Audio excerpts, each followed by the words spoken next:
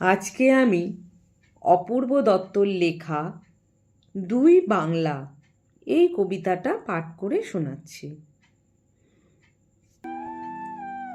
আমাদের ছিল ধুলো কাদা মাখা একখানা ছোট গ্রাম। আমাদের ছিল কাল বৈশাখী আম লিচু কালো জাম। আমাদের ছিল একখানা নদী, তার পাশে স্কুল। বৈশাখে ছিল রবীন্দ্রনাথ, জ্যৈষ্ঠীতে নজরুল। রবীন্দ্রনাথ পৃথিবীর কবি, নেই তাতে সংশয়।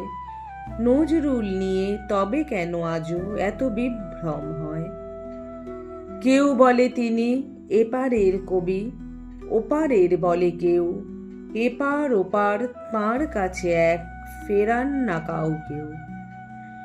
কেউ বলে তিনি বিদ্রোহী কবি, কেউ বলে কবি ধর্মের। সাম্যবাদের পুরোহিত তিনি, মানুষের যত কর্মের। পদ্মার বুকে ঢেউ যদি জাগে, গঙ্গায় লাগে দোলা।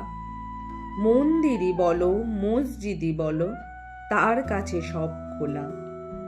এপারেও তিনি ওপারেও তিনি, মাঝখানে তার কাঁটা। একসাথে তাঁকে প্রণাম জানাতে বাড়িয়ে রয়েছি পাটা। বিভেদের গাছ কেউ যদি পোঁতে, টান মারো তার মূলে। দুই বাংলাকে এক করে দাও রবীন্দ্র নজরুলে।